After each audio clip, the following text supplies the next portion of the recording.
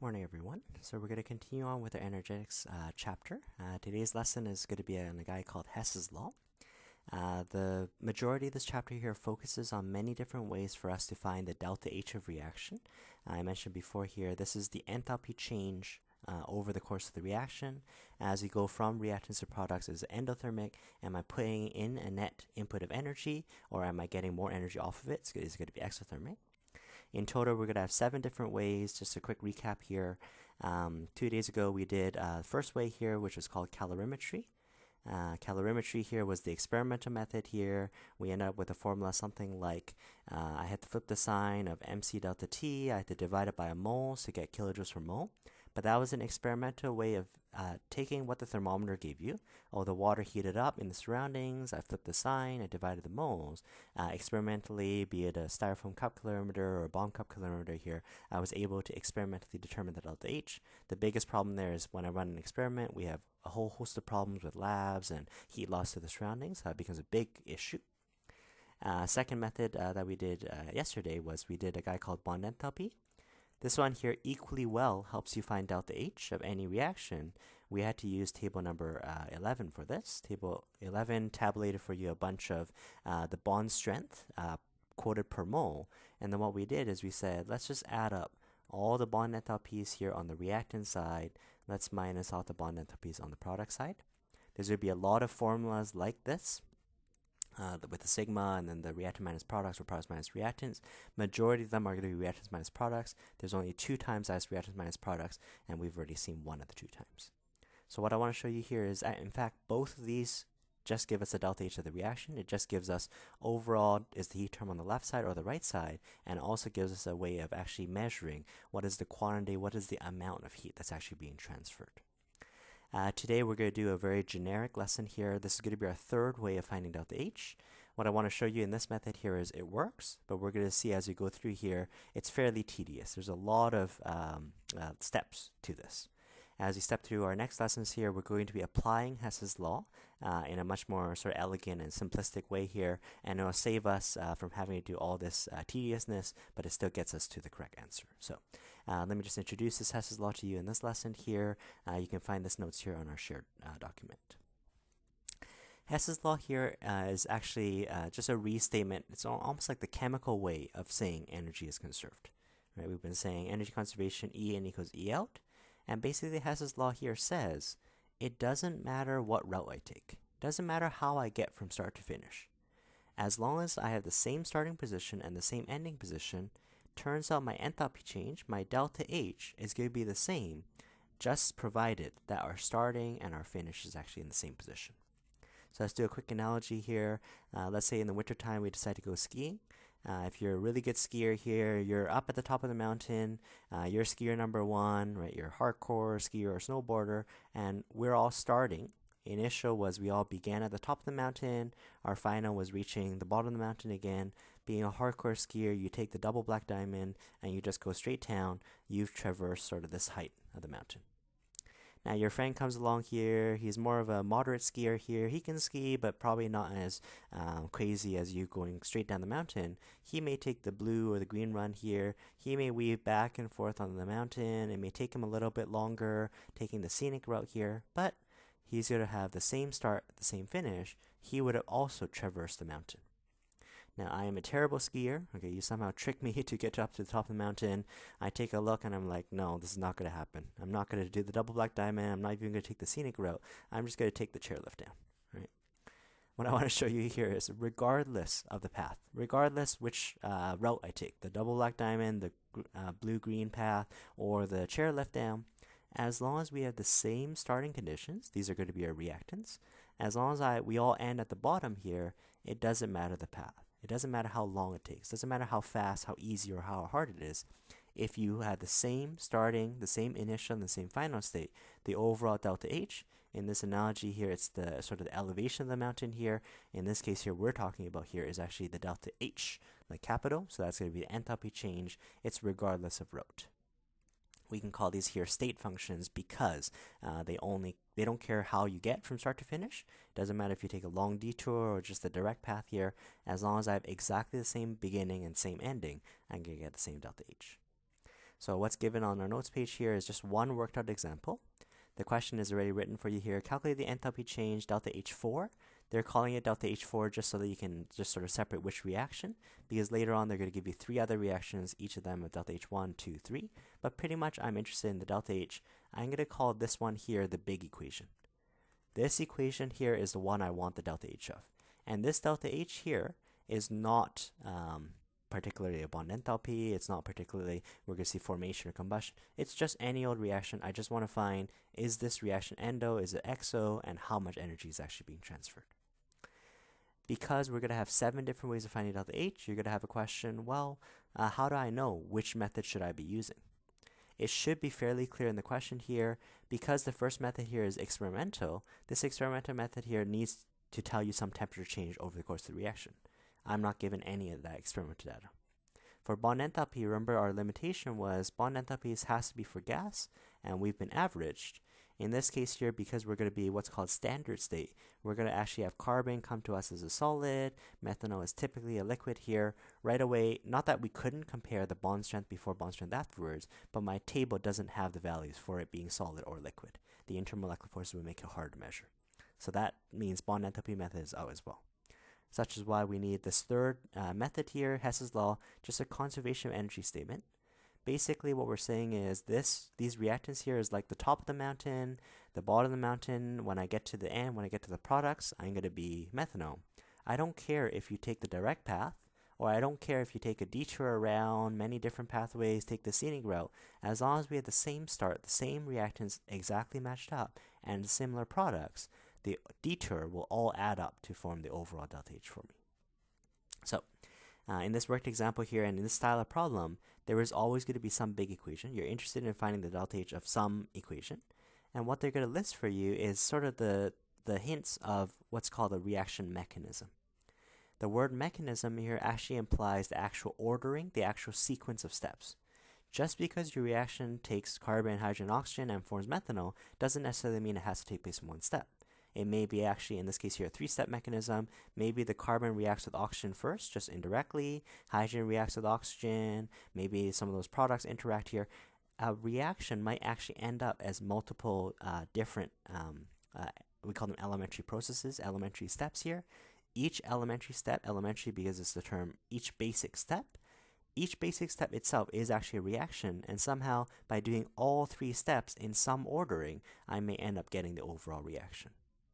So we're going to study reaction mechanisms a lot more in the next chapter in grade 12, but for the time being, we'll just treat these as sort of mini equations.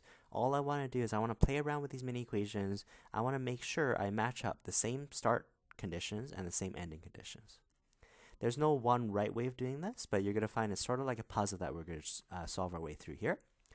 We want to have the same start, same finish. So what I'm going to do is I'm going to look for chemicals in my big equation, in the equation that I'm interested in, the delta H.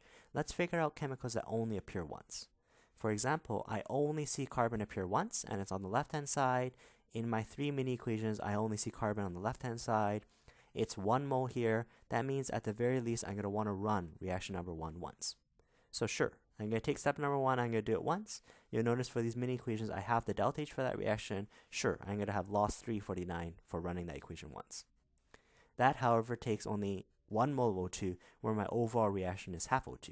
So somewhere down the line, I'm going to want to make sure somehow the half comes back out. Let's look again for reactants or products that only appear once. In this case here, I have H2. It only appears once on the left-hand side.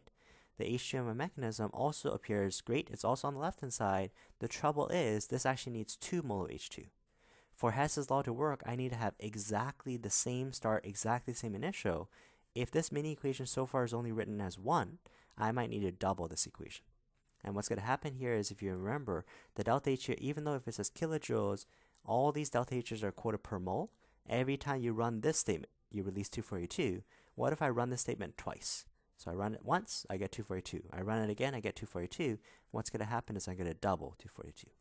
There's a sort of summary of what's happening as you just sort of read your way through. Just try to hit some of the main elements here. So in that case there, anytime we end up scaling an equation, in this case here I doubled it, basically what you end up doing is you end up scaling the delta H. If it's a times 5, you delta H times 5. If you divide 3, the delta H divides 3. Everything just scales accordingly. The last thing we need to do for this mechanism here, we've gotten pretty close. We've gotten the carbon, the hydrogen. I wouldn't do the oxygens next because although oxygen only appears once in my big equation, oxygen appears all over the place in my mini steps. And depending on which side they are, left side, right side, they may actually cancel out. So I'm going to ignore oxygen for now. I'm going to look at the last species here, which is methanol. Fortunately for us, methanol also only appears once. Methanol is a CH3OH. I want it on the product side, and yet in my mechanism, in my mini equation, unfortunately the CH3 is actually on the left-hand side instead. So my CH3 unfortunately is on the wrong side. What would happen to the delta H if I end up flipping this equation? If I end up just switching places, let's switch the reactants for products. In this case here, it's exothermic as written. When methanol gets combusted, it gets burned, we lose 676. If I now take CO2, 2 waters, and I reform that methanol and oxygen, I'm going to end up gaining 676. So anytime I flip an equation, the delta H flips. Okay, it flips sign, it changes sign. So again, they summarize that for you here. Instead of the mini equation as written with the delta H3 was negative 676, if I swap, let's make CO2 and water, let's make those the reactants, let's put the methanol and the 1/2 O2 on the right hand side, you'll notice I get a negative delta H3. In fact, what I would usually do here is I would do as a very, very last step, actually punching in what the delta H's themselves numerically actually are. I'm just going to keep track here. While I ran reaction number 1 once, delta H1, I had to double reaction number 2, I had to flip reaction number 3, and then what I'm going to do is I'm going to add up all these ones together. By doing all 3 steps, I would have had the same starting position, the same ending down the mountain, and then at that point I would punch in, oh, delta H1 was actually negative 394. For example, delta H3 by itself was negative. Oh, I still have to minus it, then become plus. So I would generally put it in at the same time. For paper 1, when we're not given the full data booklet, sometimes they just say X, Y, and Z, and you can just say X and then plus say 2Y minus Z, right? So they know you can punch in the numbers later on. They just want you to make sure you can know Hess's law here. What we're going to do, sometimes it may take more than we did some manipulations, we tried to match it up. Sometimes after you do the manipulation once, it's still not matched up, but hopefully it's closer. You want to keep manipulating until it's exactly a copy of what we had. So in this worked example, you can read through the details there. What I did is I ran reaction number 1 once, so I just copied it. That's delta H1. I had to double reaction number 2, so I 2 times everything in this formula. There's a strange little half we're going to see more of in the next lesson. So I'm going to have 2H2. I would have 2 times half, which made a 1O2. 2 times water doubles the H2. So that's what we have starting off. The reactants and products, I swap places. So then we have CO2 on the reactant side, H2O. This is step number 1. This is twice step number 2. This is the reverse of step number 3. And somehow by adding those 3 up, even though these are all elementary processes, even though they are all technically reactants in each of their steps, all of these guys on the left should appear on the left. All of these guys here on the right should appear on the right. Because they were mini equations, there's a good chance that some of these may actually have canceled out. For example, first reaction actually generates CO2, but I don't get CO2 as an overall product. Fortunately for us here, the CO2 that gets created, it gets used up in step number 3. A chemical like that is referred to as an intermediate. It was not something I put in. I didn't chemically start off with CO2 at all. It's just CO2 came out after one of these mini steps here. We call that intermediate. The CO2 was formed, created in one step, and it got consumed in another. One CO2 on the right, one CO2 to the left, they cancel out. So CO2 would be an example of this. See if you can identify for me one more reaction intermediate. One more chemical that appears, shows up, gets created, but then it gets used up before the end. Hopefully you're able to point out to me the water. Water in the second step here, we create 2 waters, and then we also use up 2 waters in that third step here. Water as a chemical, even though there was a scaled number of 2, water is a chemical that is an intermediate.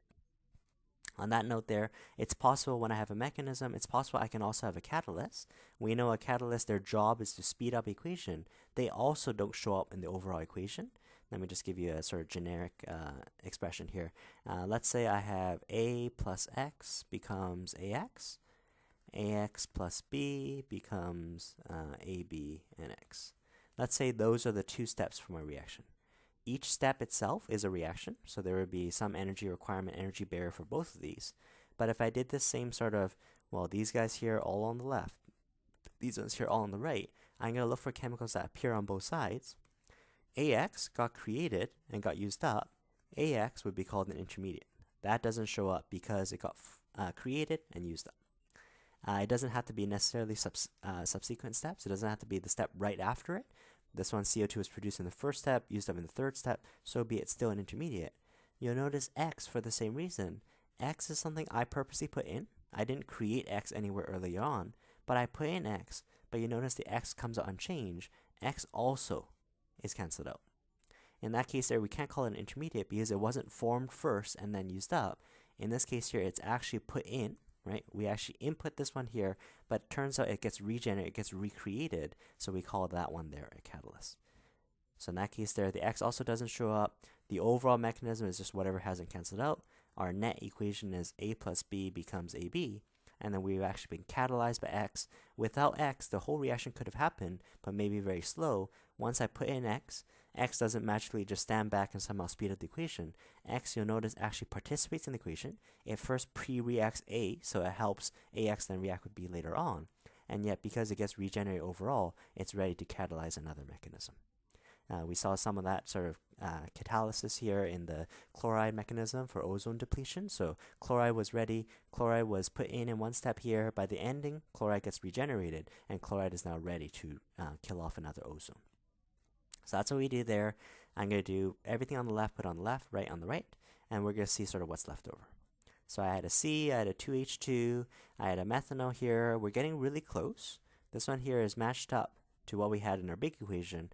I want to start off the same initial, same final to make sure all the sort of addition of these delta H's add up to the overall. The O2s are a little bit scarier.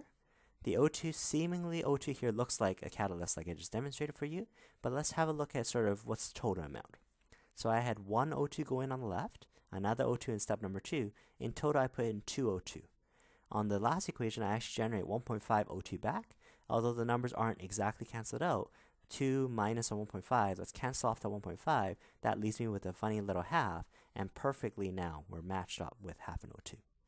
In this case here, although you could argue maybe part of oxygen undergoes sort of catalysis here, there is a net input of oxygen. Without this oxygen here, you can never form methanol, so I would still call oxygen more so a reactant.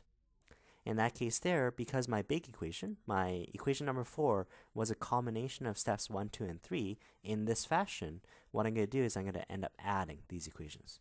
You do the first one, it was X, so I lost 394. You do the second one, I had to double it. So earlier it was just 242. They already doubled it to negative 484. Now you lose an extra 484. Earlier we would have gained 676, but because I need to flip it, earlier the delta H by itself would have been negative. When I flipped it, it became a gain. So I endothermically pick up plus 676. Whenever, that's my third little manipulation step, whenever we add equations, we end up adding delta H's. So what I want to show you here is this Hess's law works, but it's very tedious because you have to be given tables and tables of these many equations. You need to play around. Oh, I need to swap this equation. Oh, I need to add a bunch of these equations. Imagine if you needed to add up 10 equations, right? This would be really, really tedious. We're going to see some shortcuts in the next few lessons here. We're going to define a special type of reaction, and we're just going to have to do sort of this part of it. Just do the, well, what happens to the overall delta H's, simple pluses, simple minus, and just assume in the background the many steps canceled out. Let me just show you as an enthalpy cycle, and then we'll practice through a question or two. An enthalpy cycle here essentially says our big equation needed carbon, let me just rewrite this for you here, carbon, 2H2, there was a funny little half that we'll get more comfortable with, to form methanol. I'm going to call that delta H here, we called it earlier delta H4. So this delta H here, that's the delta H of my big equation. The question is, find this delta H. Turns out though, because the energy change doesn't matter the direct path, you don't need to do the double black diamond down the path. Turns out if you combine these mini steps, if you do step number 1 first, if you do twice of step number 2, if you do the reverse of step number 3, that also gives us exactly the same starting and exactly the same finish. This detour actually adds up to the overall delta H. So therefore I can say you wanted to find the delta H of start to finish. Well, you can just simply take delta H1, just the negative 394, add the doubled of delta H2, add the flip to delta H3, because I have the same starting and the same finish, the overall delta H for the detour and the direct path here would be the same. We're going to draw more of these enthalpy cycles in the next two lessons. All I want to emphasize here, just keep that sort of mountain analogy in the back of your head. We have the same start and the same ending condition. On the back side of this note sheet here, there are some practice problems. I'll do one of them with you here, and then I'll do a harder one as well. Again, there's no one right way of doing it. Keep in mind, maybe put a box around it. Keep in mind which delta H I'm interested in. I'm going to call that the big equation. I'm interested in finding the delta H of this guy. What they give you is they give you 3 steps in the mechanism. Again, there's no one right way of doing it. I would start off with chemicals that only appear once. I would not start off with things like hydrogen because hydrogen is appearing in multiple places, ammonia is appearing in multiple places. I start off here with this N2H4. N2H4 is a guy called hydrazine. N2H4 only appears in my mini equations in step number 1 and on the wrong side, so at the very least I need to flip this first equation. Is there another chemical that only appears once? Let's look at this CH3OH, our methanol again here. Methanol only appears in my big equation once. Looking at my 3 mini steps here, methanol also appears, just like our worked example, it appears on the wrong side. I need to flip this equation. In fact, this one here, when I flip it, it ends up putting CH2O on the product side. That ends up actually matching up with that as well. So that's perfect. So far I've managed to flip 2 equations. If you like, you can just see what's happened when you manipulate that. So I have N2H4 and H2. This is the reverse of delta H1. Again, I'm not going to bother actually typing in the number. I'm just going to say it's the negative of whatever delta H1 used to be. I'm going to write the reverse of step number 3. So step number 3 here was take methanol. This now becomes CH2O and H2. This is going to be the reverse of delta H3. These mini equations are written in no particular order. I'm trying to come up with a detour that gets me from the same start, same finish. And then now we're going to sort of do indirectly. Those are the only chemicals that only appeared once. I got the N2. Oh, actually, in this case here, step 2 actually produces N2 in the right step on the product side. The other way you could have done is you could have said, well, after I flip number 1, I end up producing 2 ammonia, but I don't actually get 2 ammonia at the end of it. How do I get rid of that 2 ammonia? For the very same reason, I need to run reaction number 2 at least once. So let's just try reaction number 2 as written. 2 ammonia becomes N2 and 3H2. That's just going to be straight delta H2, and let's see what we get. Let's see what comes out of the mini equations, and let's see if there's any other manipulations we need. So I produce 2 ammonia. I end up using 2 ammonia. Ammonia was an intermediate.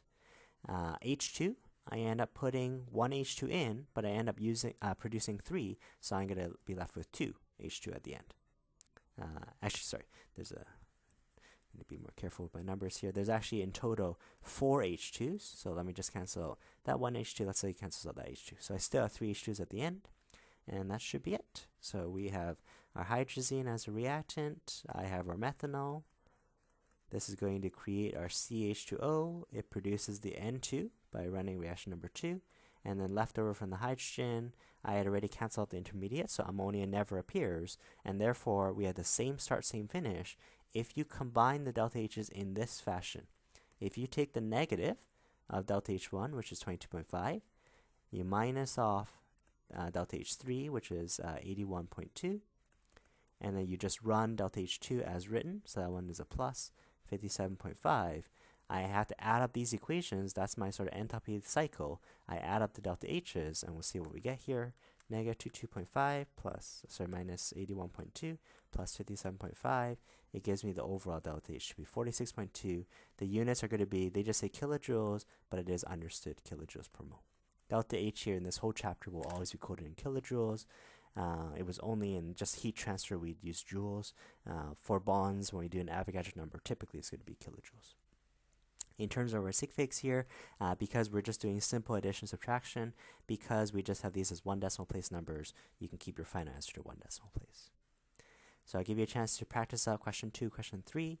I want to point on question number 3, not necessarily hard, but you'll notice they actually give you 4 mini equations. So be it. These are all mini steps here.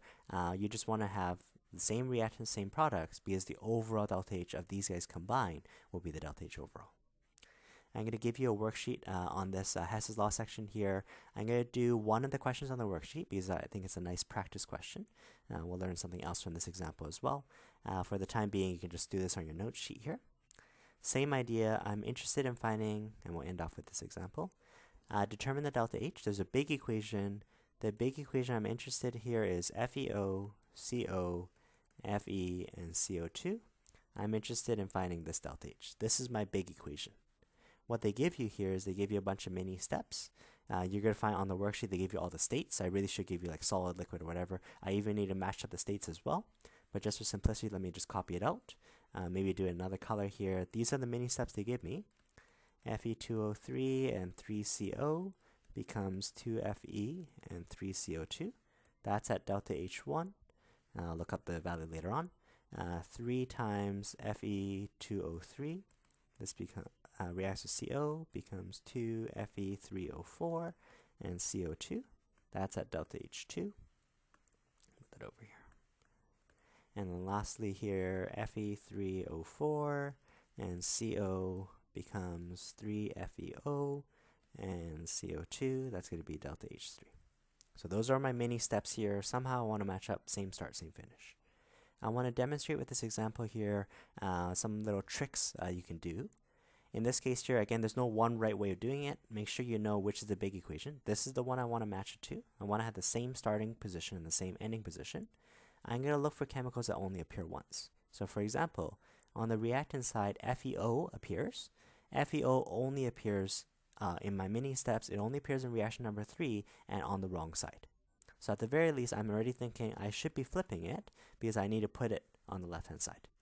At this point here, I might say, well, this is 3 times what I want. I only want 1 mole. I might consider doing, let's say, 1/3 of this reaction. Just looking ahead, however, I'm going to be dealing with a lot of pesky little fractions. If I did 1/3 at this point, that makes the 3 nice. That makes it a 1. But I'm going to make this 1/3 Fe3O4, 1/3 CO, 1/3 CO2. I want to completely avoid having to do fractions if I can. So what I'm going to do is I'm just going to put that on the back burner for now. I know eventually it's not quite done yet. I do need to scale it down, but at least I need to flip it so that the FeO is on the correct side. Is there another chemical that appears in my big equation that only appears once? If you look over here, CO I wouldn't bother looking at because CO appears multiple times. CO2 also looks multiple times. Fe on the product side only appears once, and Fe on the product side again only appears once. At the very least, I'm going to need to run this reaction once. Again, unfortunately, my mini equation here has 2 parts Fe, so I would technically be thinking on the back burner, I want to half this, but I'm going to end up with like half of this, 3/2 this, 3/2 this, right? It'd become a big pain. So again, just leave it on the back burner for now. I might need to scale this down, but at the very least, I need to run this equation at least once. So that's, from what I told you so far, that's some hints at addressing what the delta H is. One other sort of technique you can do, right? I know I'm still thinking about I need to scale it down towards the end. I can look for those intermediates. There are a bunch of chemicals that appear in these mini equations that do not appear left side or right side in my mini equation. So for example, if I flip equation number 3, this ends up generating 1 Fe3O4, that's going to be on the product side. I don't see an Fe3O4 on the product side. That means Fe3O4 needs to be on the reactant side to cancel out. When Fe3O4, it also shows up in the second equation here. This second equation unfortunately has Fe3O4 on the wrong side. I would have flipped equation number 3, I would have put that on the product side. That then therefore means I want to flip this equation here. And in fact, I'm thinking I need to rescale towards the end anyways. I notice when I flip equation number 2, that's going to put 2 Fe3O4 on the left-hand side. Why not let's double this equation? Not only am I not taking 1/3 and making fractions, this is going to end up creating 2 Fe3O4. It's going to put it on the product side. When I flip reaction number 2, it's going to cancel out the 2 Fe3O4. Let's do very similarly here with the Fe2O3. Once I flip equation number 2, I'm going to get 3 Fe2O3 on the product side. Again, Fe2O3 shows up in the first reaction. So far I said at least do it once. I might need to rescale it. But because I want all the Fe2O3 to cancel out, I don't see it on the product or the reactant side, let me actually multiply this first step by 3. I know I might need to still rescale at the end. Sometimes you just sort of make a few little hints here, see how close we get. So let's times 3 everything in reaction number 1. 9CO, 6Fe, 9CO2 here. We're going to do the flip of equation number 2. So let's just swap reactants and products. The delta H is going to switch from endo to exo or vice versa. So 3Fe2O3 and CO. That was just multiplied by 1, so I didn't scale anything. The other one was flip and a double. So let's put FeO on the left-hand side, double it 6. So I get 2 CO2 becomes 2 Fe3O4 and 2 CO. Let me make sure I keep track of what I did. So delta H1, I have no idea if it's exo or endo right now, but I know I've actually tripled it. I flipped delta H2, so I'm minusing delta H2 now, and I flipped and I minus twice delta H3. That's so far what I manipulated. These delta H's, for all I know, could be exo themselves. They could be negatives themselves, but now I'm going to have the opposite sign when I flip them. So I just wanted to show you that nice little trick here. Not only can you look for chemicals that only appear once, you can try to match up the intermediates so they end up canceling out. So let's give that a try here. My Fe2O3, I have 3 of them. I set it up to cancel exactly 3 Fe2O3. Perfect. I put in 2 Fe3O4 in step number 2. I generate 2 Fe3O4 in step number 3. Perfect. CO2s end up appearing. I have 9 of them in step number 1. In total, I have 1, 2, 3. Although the numbers don't perfectly cancel out, I can cancel these 3 here and I can make that a 6. And similarly here for the COs, I put in 9 of them and I have 1 and 2 there. Let's cancel out these 3 and let's make it a 6. So although they're not canceling on both sides, there's no reason to put COs 9 on the one side and still 3 on the other. Let's just cancel as many as we'll cancel. So you'll notice I've gotten really close to my big equation. 6 FeO and 6 CO become 6 Fe and 6 CO2. This one here is fairly close to my overall, right? It has all the intermediates gone. It has the FeO, the CO, all things on the right side. But you'll notice, remember on the back burner, I knew I had to scale this down by 3, scale this down by 2 to match it up completely. I actually have 6 times the equation that I want. When we want to do Hess's Law, we want to do an exact match. So what I'm going to do is I'm actually going to take the entire equation. Let's scale the whole thing down by 6 all at once. That way I ignore the fraction sort of mid-step here. I end up getting an exact copy. FeO, CO becomes 1 Fe, 1 CO2, and overall my delta H here, you can look on your worksheet for actually these numbers. That's what I wanted to do to delta H. I scaled it down by 6, so I want to divide by 6. On the multiple choice paper 1, they're just going to give you maybe this is x, y, z. You're going to look for the choice that says 3x minus y minus 2z divided by 6, and that gives you the overall delta H. So tedious, but it just comes with a little bit of practice. Let me know if you have any questions. Thanks, guys.